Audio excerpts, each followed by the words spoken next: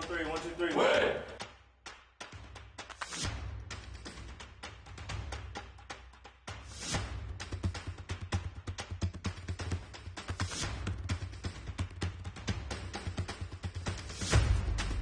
The alley-oop!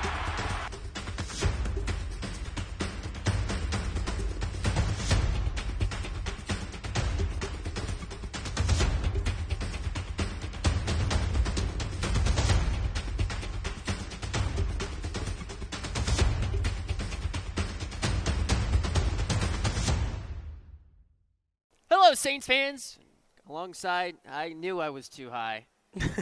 No, I have not smoked in my life yet. Okay, here we go. Hello, Saints fans. DeBock alongside the head coach for the St. Martin Saints, Natalie Marlowe. This is the Coach's Show. And, Coach, after this past week, a lot to take away your impressions.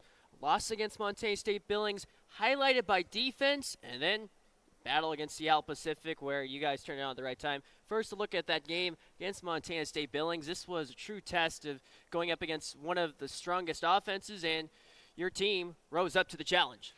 Yeah, we did. Obviously we had a rough first half. I mean, not necessarily point-wise, but 24 of their 26 points in the first half were in the paint. And, so we made some adjustments at halftime. And, I thought our kids did a really good job of responding and stepping up and doing what we needed to be done. We just couldn't find a way to get the ball in the basket. There's going to be games where that happens, and we're hoping that we can not have that happen when we're playing such great defense, because like I always tell our kids, like you need to reward yourselves. If you're playing that hard, playing that tough, and holding an outstanding offensive team like MSUB is, I mean, I'm pretty sure that was their worst shooting performance of the season. I don't know for sure, but we held a very good three-point shooting team to 13% or something from the three-point line. So yeah, it was tough, but it goes to show, and I think that builds the confidence in our players of how good we can be as a defensive team. And throughout the season we've had some really good defensive games, but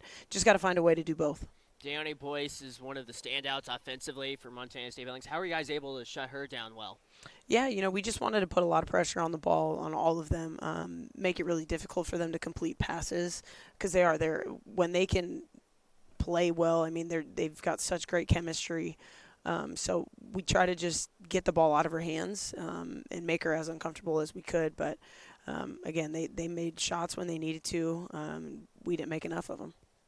Weren't able to make enough, but then 2 days later against Seattle Pacific, strong start and a strong finish from your team, and Sarah Lament had a career game also for you guys, but your impressions from that win? Yeah, I mean, obviously we started off strong, and I think in a great response to how Thursday went, and you got to give SPU credit. They're desperate for a win, and they've been playing really good basketball. Our kids were able to, step up and take their run and kind of shut it down, and, again, made some adjustments defensively. Our kids did a really good job of responding to those adjustments, and I think that really gave them some more energy and confidence, turning defense into offense in transition. So was really happy with the activeness that we have from a lot of our kids. And, again, just remaining confident in each other, and then the game plan and adjustments that we made, whether it be in the second quarter or at halftime, and kind of going back. And then again, SPU, they threw another punch in the fourth quarter and really tried to make a run at it. So I think that was a really good game for our players to see overall. When we do play great defense and pair that with offense, that energy just kind of fuels our offense moving forward. So I'm hoping we can continue to do that. Hoping that can continue. A big week up ahead against a Western Oregon team right in the fray for the final spot in GNAC play. But there's a lot of leaders for this St. Martin's team, and one of those players is Keeli Jade Smith. What stands out about her, not only as a player, but more importantly as a leader? Yeah, her drive, and I think just the personality that she brings. She's been super active and wanting, the team to kind of turn the page, get around that corner that the program's been stuck on. And, since she's been here and with her experience as a junior college player, she just always wants more for herself and for her teammates. So, she put in a lot of work over the summer, and I think that speaks to her leadership by example. But she's become a really good vocal leader for our team, and everybody, can go to her. She's really done a good job with our freshmen this year as well, kind of taking them under her wing. And I think that's the special thing about our team in general. And, with Keeli and Madeline, our 2 captains, it doesn't matter if you're a freshman, if you're a sophomore, if you're a super senior like Keeli is getting her starting her grad work. But it doesn't matter. I mean, they're all connected. They're all together. And I think that really is a testament to how Keeli and Madeline have been leading our team. Been a team effort through the team captains, and let's meet one of them, Keeli Jade Smith. You're with Keeli Jade Smith, and Keeli Jade, what a journey. It's been from outside of the continental United States here to Marcus Pavilion in Lacey. And tell us about your story when you began your love for basketball. How did it all begin? Honestly, I started playing later than normal. Like, if you ask all of my teammates, they probably started playing when they were 4, 6, 8. I didn't start playing until I was around 8th grade, actually. I wish I started playing earlier. But my best friends, we all played softball together, and she just so happened. She plays at the University of Hawaii. She's a Division I player. She's really tough point guard. But she invited me to a basketball practice. And the first basketball practice, I'm wide open layup. I'm throwing it off the back of the thing, but I just fell in love with how fast it was, obviously playing with my best friends and cheering and just I think the adrenaline from, getting a big block or getting a tough bucket, like that just kind of fueled me in a different way that any other sport has prior. So from there, I just really put in work through high school, and then I decided to go the junior college route, and my coaches at Peninsula basically turned me into a guard. In Hawaii, I was more of a 4 because I would be considered tall there. There's not many bigs there. So they turned me into a guard, really good program at Peninsula. They really pushed their players. And then obviously coming here, learning a new program, new culture has been really motivating for me and has pushed me in different areas to be more vocal, more serious. I'm kind of like a really goofy person, but having to step up and be a little more serious this year has helped me kind of be ready for the next level of my life. Where has your mindset changed the most from your time when your friend dragged you into playing at a young age? I think because I was obviously, like, you're coming into a new place and everybody already knows how to play, how to move, and you don't know anything. You just kind of crave to get to that level, but also beyond, to obviously be on the court and being able to play rather than not play, So I guess just craving to be better than other people. Pure desire Yeah. has gotten you to that point. What stands out about St. Martin's community and compared to your high school experience with Peninsula? Well, what stands out about your time here at St. Martin's? Yeah. It's hard to compare because I feel like programs bring different things. I think definitely at St. Martin's, with Coach Marlowe, it's about community, culture. Like, we're setting the stones for the future of this program. Like, it's not only about us, it's about the people coming in after us as well. And I think just teamwork, hustle. I mean, our philosophies: play hard, play smart, play together, and have fun. If you do all of those things, like, you're gonna come out on top. So, yeah.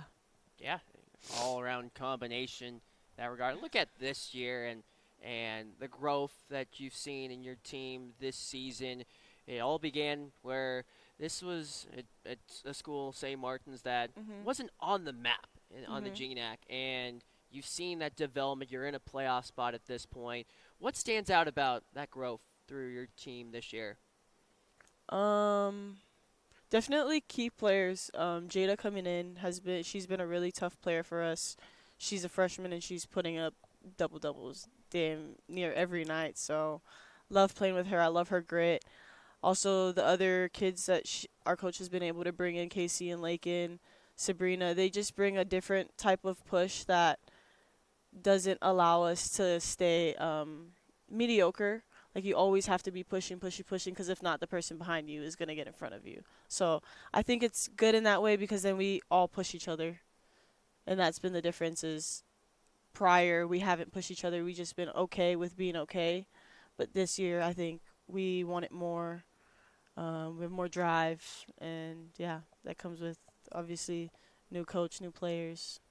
New vision through Coach Marlowe, and look ahead with the playoff push, and with playoffs definitely in sight, although it's not a reality. What is it going to take to see St. Martin's in the postseason directly at Marcus Pavilion?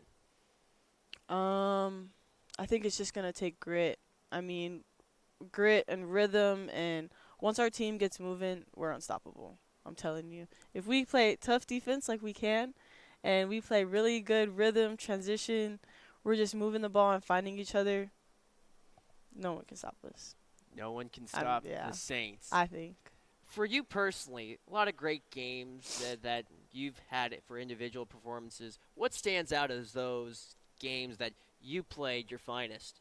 I kind of just not black out, but that game I'm not thinking as much. I'm just playing. And a lot of the other times when I think too much is when it's just very much don't think, play, but if I overthink, it's too much. I don't know how to explain it. That's how she's wired.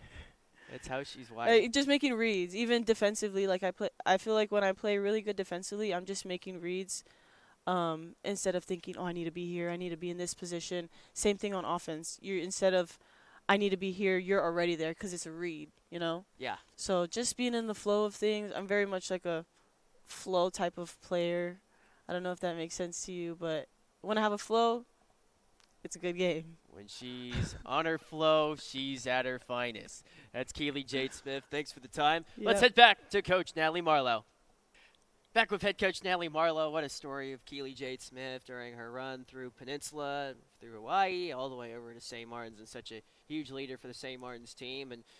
And she'll take her leadership down to Monmouth against Western Oregon in what is a one-game trip. And, Coach, this is your fourth abbreviated week, you could say, having one conference game on a Saturday. What makes this week different than other weeks? Yeah, only having one game, I think the players get an opportunity to kind of rest their bodies a little bit more. These conference trips are tough. So it's nice for them to get a little rest and tap back into their academics, put their focus into, the first reason why they're here. But, I mean, when it comes to a basketball standpoint, I think especially coming off of the week that we had with, really good defensive performance and then struggling a little bit offensively, we're really trying to tap into our offensive execution, getting our kids to understand, playing with a purpose more so than just running out, trying to execute plays. For me, a big point of what I want to do and what I emphasize as a coach is I don't want our kids to be robots. I want them to learn the game and understand, what they're doing, why they're doing those things, and for them to be able to communicate with each other so that they can go out and perform and execute without, us having to call a timeout or waiting for a stoppage of play. So that's something we're going to be focusing on this week is, really executing offensively and trying to gain consistency when it goes from, again, playing really good defense to then putting in that offensive effort too. And this will be the first time this year that you get to see Bella Petrojetti, one heck of a scorer for Western Oregon. How in the world are you going to stop her? Yeah, I think we're going to just stay true to what, we do as a team. She's a great scorer, great player, moves well away from the basketball. And yeah, we didn't see her the first time around. And so, I don't think anything really changes from our game plan. We found success the first time. I feel very strongly with our matchup that we have against them in their lineup and what they can throw out. So, again, kind of coming off of the week that we had, trying some other things defensively that we found success with will be very helpful. But I think our bench depth is going to be a key component into going into Saturday's game. So just finding, again, building that consistency within our team, within the offense and defensive execution on both ends. See that on Saturday at 2 o'clock down at the new PE building in Monmouth. Should be a fun one to see the Saints in action down south in Monmouth before extending their road trip all the way up north to take on Central Washington and Northwest Nazarene next week. That's all the time that we have on the Saints Digital Network of The Coaches Show, featuring head coach of St. Martin Saints, Natalie Marlowe. And I'm Danny DeBock saying so long and take care. And as always, it's a great day to be a Saint.